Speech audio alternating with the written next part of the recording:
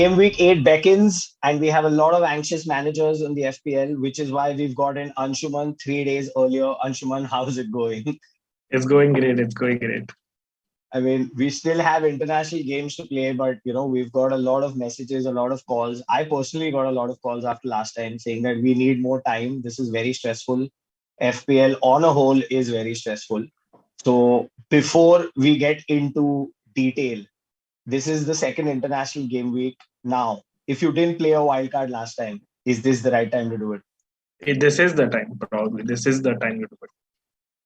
Because you mentioned last time that, if your team is not that different, take a -4, take a -8, bring in the big guns. Yes. This is a new scenario. We have lots of yellows and oranges around, which we'll talk about. But since you've said this is the right time for a wild card, now my first topic of discussion, and I really wanted to have this myself, is there are a lot of ups and downs in player performances. So, premium versus budget. Considering your biggest goalkeepers are not performing, the smaller ones are giving you points. And you are a firm believer that, you get goalkeepers from smaller clubs so that you get save points, etc. So let's start off with that, with goalkeepers, your recommendations with the upcoming fixtures. I mean, at the goalkeeper position, obviously, for me, it's a no-brainer that you don't go for the 6 million options or the expensive options. You go for the 4.5 at max a 5 million keeper. And if you're on wildcard, especially, or the options I see right now is one is definitely Ramsdale, who was not in discussion the last time. He's definitely made his spot in the Arsenal team. He's definitely number one choice. Leno is leaving Arsenal soon in the January windows, most likely. So I think Ramsdale could be an option. He's 4.6 right now. Arsenal in the last 4 weeks have been the best defense. They've been ahead of Man City as well. I know it is. I mean, it's slightly scattered because Man City play Liverpool, but they've shown the character that they can defend and they can put up a good match as well. So I think Ramsdale is one of the options, and Raya is one of the options I personally like a lot because of his save potential. I mean, before West Ham scored, he was at an 11 pointer in the game. So if West Ham didn't score, he would score 11 points. So I think fine margins, but I think Raya is the guy or Ramsdale. And the other best option, I think, for everyone who is, everyone's second keeper is Sanchez. He's he definitely has to be in your team, or you can probably have two 4.5s in there. I think stick with 4.5. If you want Sanchez, you can go Sanchez. He's not a bad option after all. It's just that on wildcard, you want those points quickly, and his current fixtures coming up, like the fixtures coming up in the next 8 games, are not that easy. So that could be a factor. Overall, on the long run, he will provide clean sheets and returns. That's there. Brighton is a decent defense. But if you want quick points, probably Ramsdale is the guy. And before I move into the defense, I would like to tell you a joke is that I have David De Gea in my side for the last 4 weeks. And except for that one penalty week, I have got nothing. So he's going out. But why I said this is because we've heard the injury concern for Varane. Maguire's out. Now coming to defense. Luke Shaw, while yes, he was supposed to get a lot of assists, considering Ronaldo's come in, etc. But he's not really done that. Does he still stand as an option, or now do players like Aspilicueta, who are probably a little more expensive, but you will get the returns? Did he create chances? Yes, he did. He is joint top for chance created in the last 4 games. He's top for crosses. He's doing his job. Is United underperforming their defense? Yes, they are. Is United underperforming in terms of conversion? Yes, they are. It's not a Shaw problem. It's probably a United thing. And if you can sell him off, I think I would sell all of my United assets right now. I am not confident in any of them. Like last time we said, we were very confident of when Ronaldo came in that, he's captain him, he's going to score Newcastle, which is great. But now fixtures turn, they play Leicester, Tottenham. I think they play City. In between, they play Villa, I think. And the fixtures are tough going ahead. So probably avoid your United assets. Shaw is definitely an out for me. Okay, while that hurts me a lot, but we will move on to the other options now. Options that are not been spoken about, but they give you a lot of points, and I'm going to come to that in your defensive third, the midfield and strikers. But Livramento, spoken very highly of, great price, and he gives you the odd points there. So having him then allows you to have players like Trent Alexander-Arnold, who there is a question from Kunal Yadav asking, will he feature? I think yes, 100% he will feature. And Livramento, I think we discussed this last time that he is one of the must-haves on your team. If you're on wildcard, you get him first, and then you get the likes of Diaz, Trent, everyone. Because at 4.1 million, he's going to play all games. He is an attacking player. He could have got an assist, which was ruled off. And yeah, I mean, he'll even if he doesn't get you an assist or something like that, Southampton can keep those on clean sheets, which is more than enough when you're looking at a 4.1 player who's most likely to be on your bench. So this week again, if there are a lot of injured players, and if someone had Livramento like I have, it's a very easy option to just play Livramento, not worry a lot, because he has a decent fixture against Leeds. And considering, like you mentioned, Liverpool's playing City. Now, those are the two teams you back yourself, to have defenders and they will come out with clean sheets. But considering, no, I think Liverpool's faced Leo City played already. City, yeah. They Sorry, played this City. one's gone. So now people who had removed them, get them back. Diaz at 6, I think, Ruben Diaz. And considering Rudiger has that beautiful yellow icon above him, which gives me palpitations, but also Alonso not being favored lately by Tuchel. Does that change things? It does change things, and even James is back into the pecking order once he's training. He'll be fit. He'll be fit. He'll be 100% fit next week at least, if not this week. So it does bring a lot of context to that. But I don't think so. A lot of people removed Diaz or Trent. I think personally, even I didn't remove Trent. I mean, there was always a doubt, but I was pretty sure that he'll be back in 2 weeks, which he is, because of the international break. And in regards to the City defense, I think everyone, and Chelsea or City, basically got to double up on either of them, because everyone will have one defender. So when you look at effective points, you're not gaining anything out of a clean sheet. It's more likely if the clean sheet goes off, the people who don't have those defenders gain more, because they'll have someone else, and it's about ownership ultimately. So if you want maximum points, go double. I think City is a safer double to go, even with slightly tougher fixtures, because I rate City as a much better defensive team. Chelsea have shown that they are slightly leaky overall. At times, they've conceded chances and goals, but I think City double up is fair. And in terms of cheap alternatives, I think Laporte is great. And why I say this, because Laporte is top for shots and shots inside the box per game. So he's almost average one shot inside the box every game. That doesn't translate to a goal. They're not high XG shot, but he's getting a chance every game. Which, I mean, if he scores like 3 or 4 odd goals in the season, that's more than enough for a City defender at 5.5 million. And I mean, ending the whole defensive debate, now we have a question from Parth saying, is Marcel an option? And I have a question saying, are Arsenal players an option? Because Ben White is, he's at a great price and Arsenal's not been doing too badly, like you mentioned. Yeah, so I'm particularly very keen on going Ramsdale on the keeper. So if you're not going Ramsdale, then probably White or Tomiyasu, both are options. Both are good options. White, especially because he's cheaper. But if you're going Ramsdale, then I don't think there's a double up. Although Jansen, as they say, from Brentford is a decent option. He's on some set pieces. He has decent threat. So you can go for him as well. Uh, also want to touch upon that if you're going for 3 premiums like Trent, Diaz, and maybe let's say a Cancelo or maybe an Aspilicueta or 6+ million defenders, go Livramento and go Duffy. I say Duffy because it's a spot to lose. As far as I've been reading on Brighton, it depends on him. If he plays well, he'll continue playing, and he's a genuine goal threat. If he stops playing well, then he'll get out. So it's in his hands, and if he does well, he'll continue to play. That also gives you the Brighton cover. So if you're going Ramsdale, Duffy, let's say Aspilicueta, Trent, or maybe Cancelo, Trent, Diaz, and Livramento, it covers you a lot of defensive points. Okay, we'll move into midfield. Before that, Drupad Ashar says, Anshuman, it's good to see you.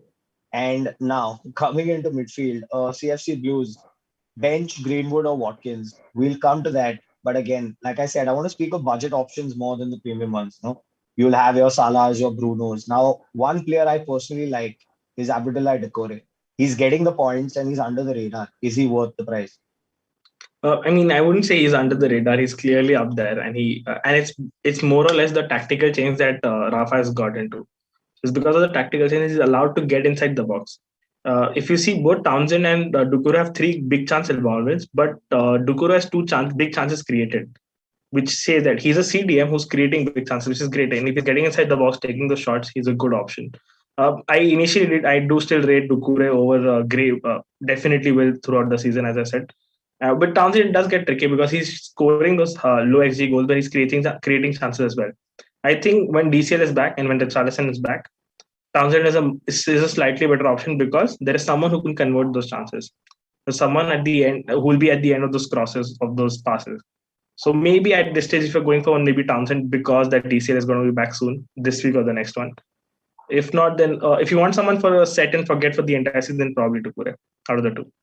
So that was going to be my next question, because people say that Townsend has overperformed. Yeah, So yeah. keeping him in your team probably, will not get you as many points throughout the course of the season. While Gray, you've seen playing more through the center. That gives more chances. And Doucouré, I mean, we saw at Watford and now we're seeing at Everton again. He does get in the box. He does get the goals. Now another question we have is from Utkarsh, I who mean, says Star or Bueno. I mean, I'll just touch upon Gray as well. Gray is the most overperforming player in that team. So I mean, Gray has a tendency of that he'll keep scoring like in 3-4 games, and then he'll stop scoring for a really long period of time.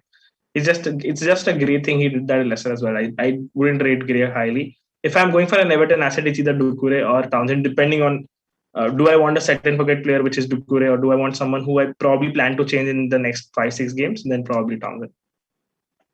And your opinion on Star or Bueno?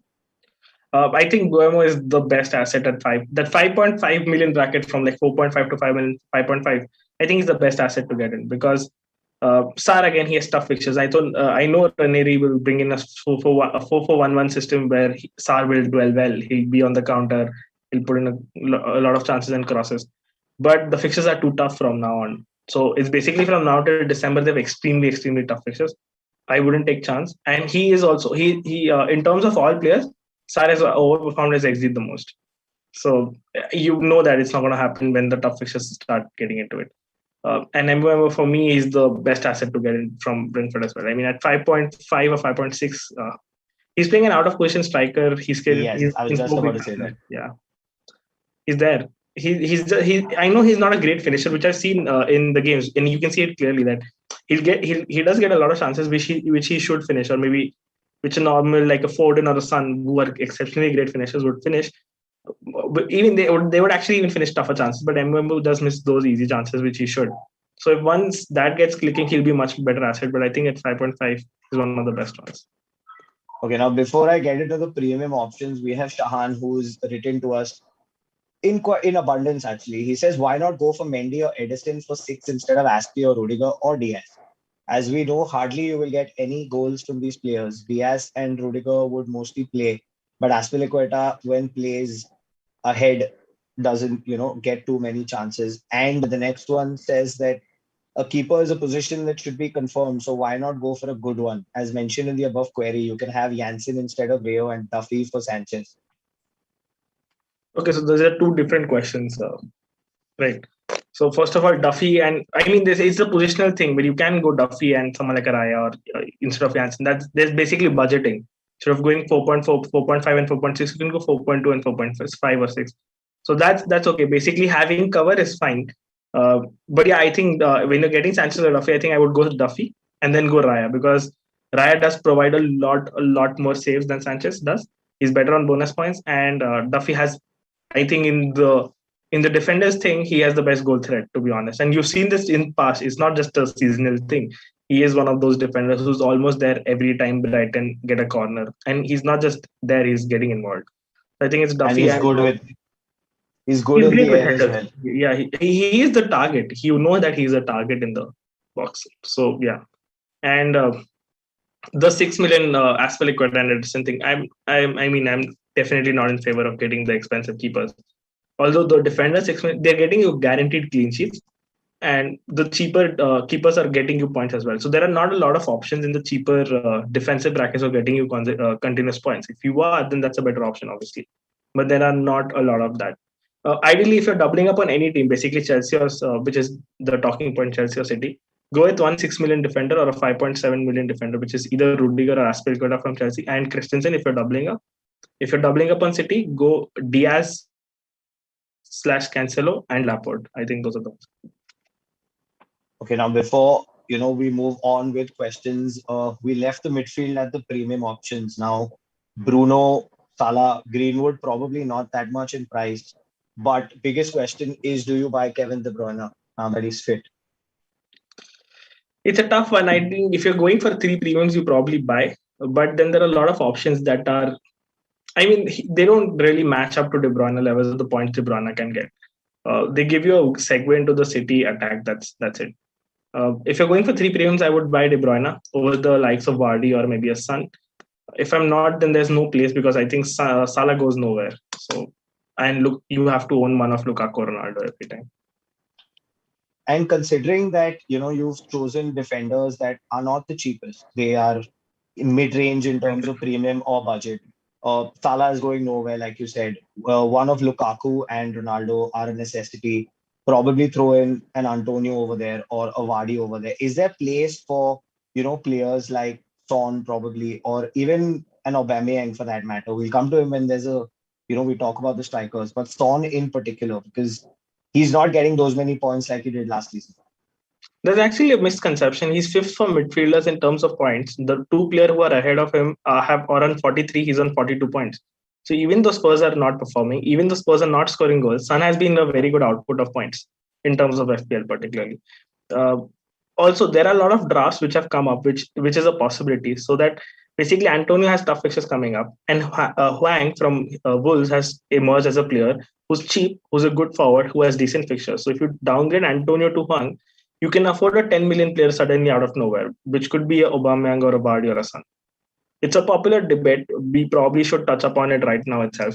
So I don't rate Aubameyang a lot, so I'm not considering him in this debate because Saka and ESR both are providing much better stats, and they're at like literally half price. So if you're going for an Arsenal asset, go Saka or ESR for without a doubt. Between Vardy and Son, it's tough because Vardy does play I think Arsenal and Chelsea and United this week in the next five. Sun doesn't. Sun has a decent three fixtures, and then they have those Newcastle Leeds fixtures coming up later on after 11. I think the only tough fixture they play is United. Tough on paper. Otherwise, they can score in the other games.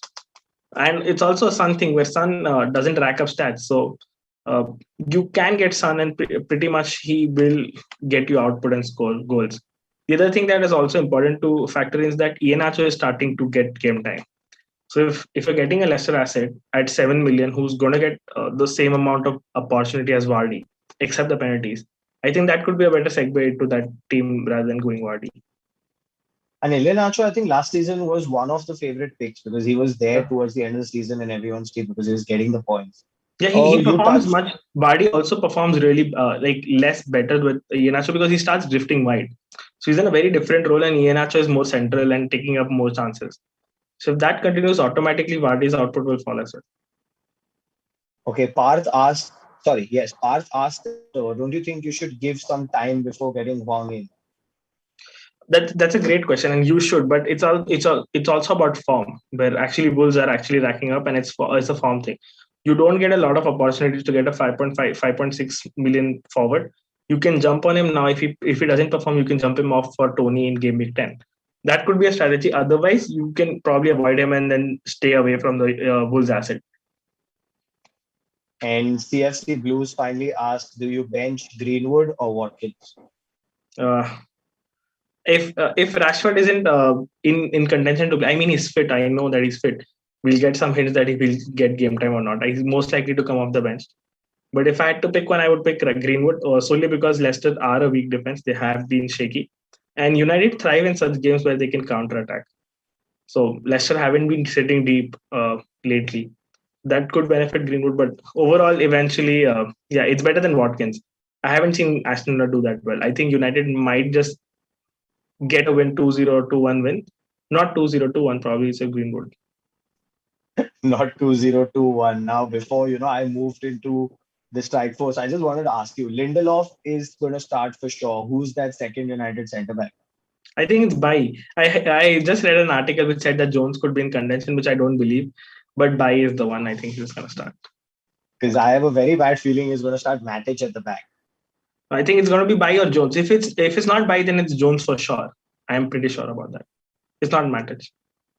Okay, and for a third striker, now coming to strikers, Kunal asked, is it BCL, Wilson or Tony?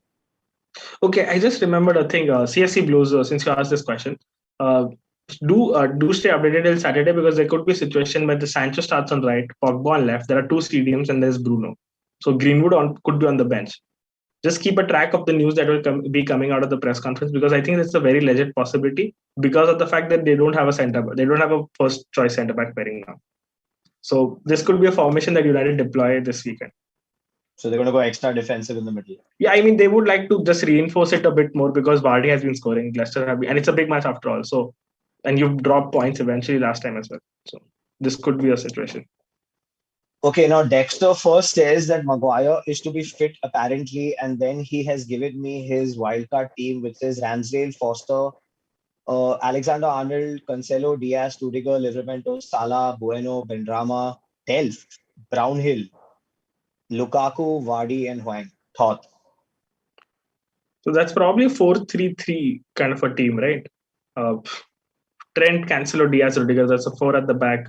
Salah, Mbeumo, Benrahma. I would switch Benrahma out first of all, and the rest is great. Hwang, Vardy, and Lukaku. That's fine.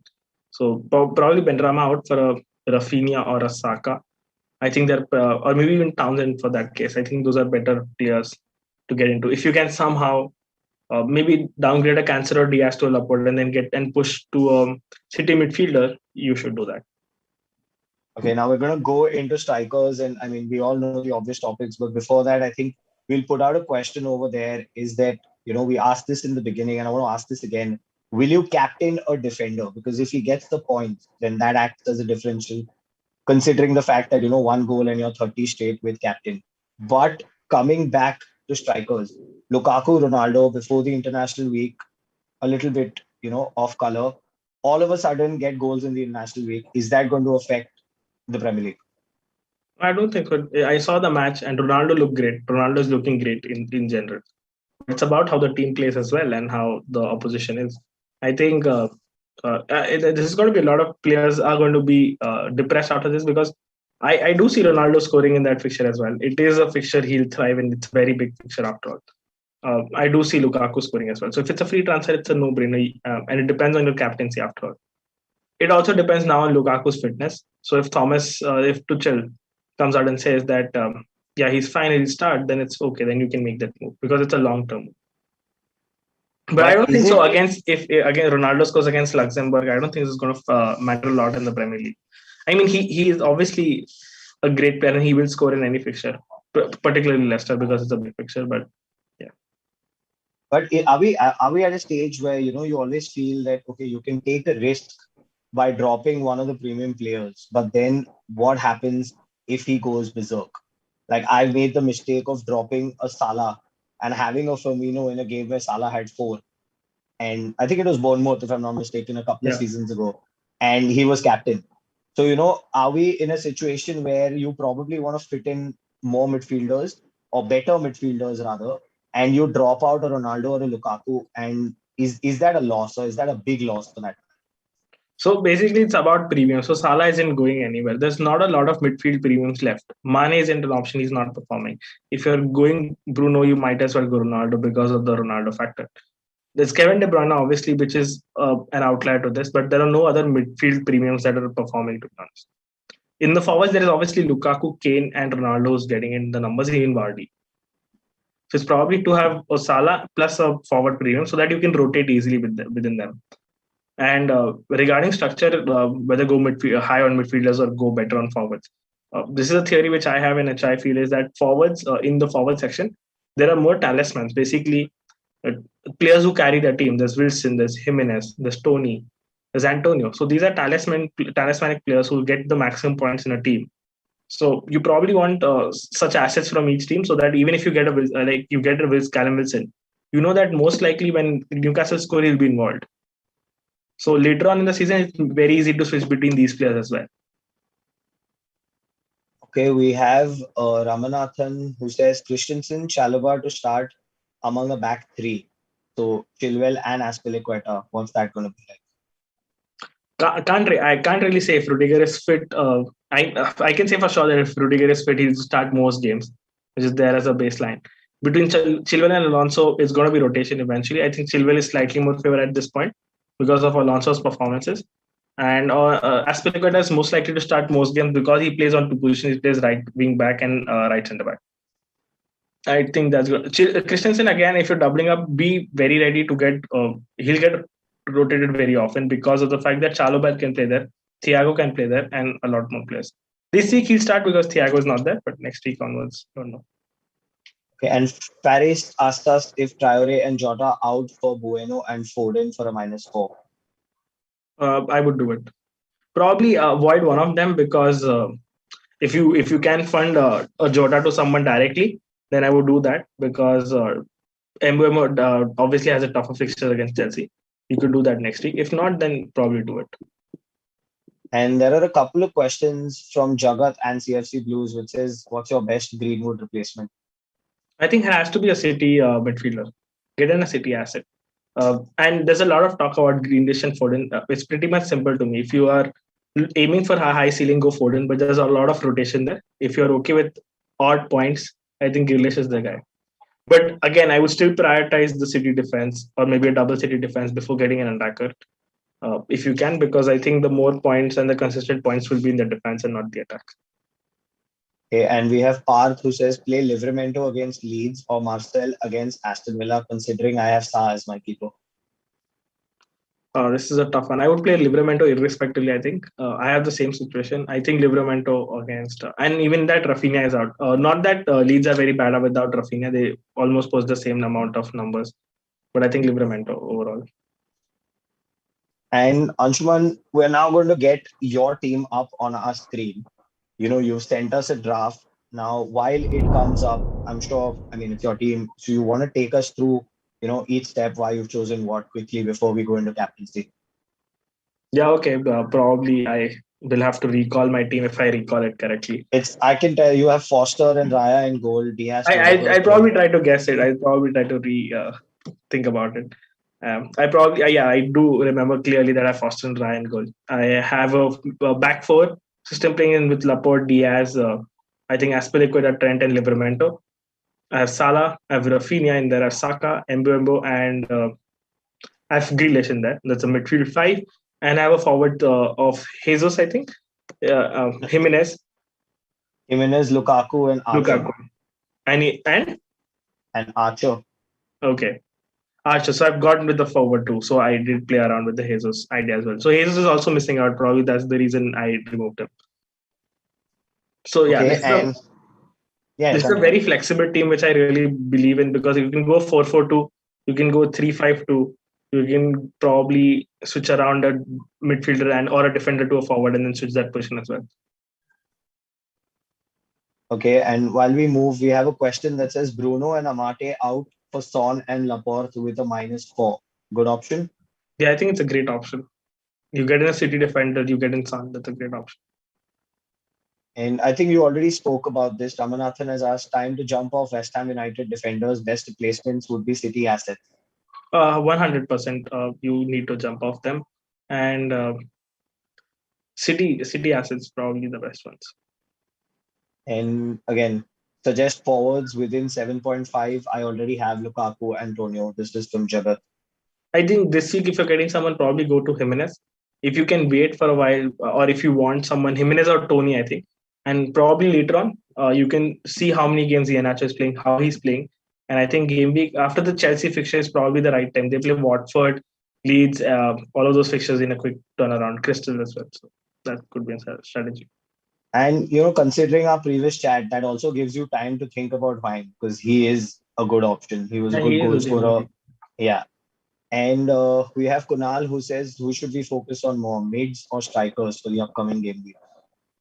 I mean, it depends on structure. I more likely like to focus on strikers. As I said, there are more talismanic features and players there because eventually you'll be stuck with midfield. There's not a lot of midfielders that are really overperforming. There are very cheap midfielders which are performing, and you can't really catch up on all of that. The big names, Rafinha, Saka, probably the City midfielders, the Chelsea midfielders. Now even Jota is out, so and Greenwood has a tough run of fixtures coming up. So the ones which you're dependent on are not performing. Benrahma, Bowen are not performing. So it's really tough to get the midfielders right. It's probably easier to get the forwards right at this stage.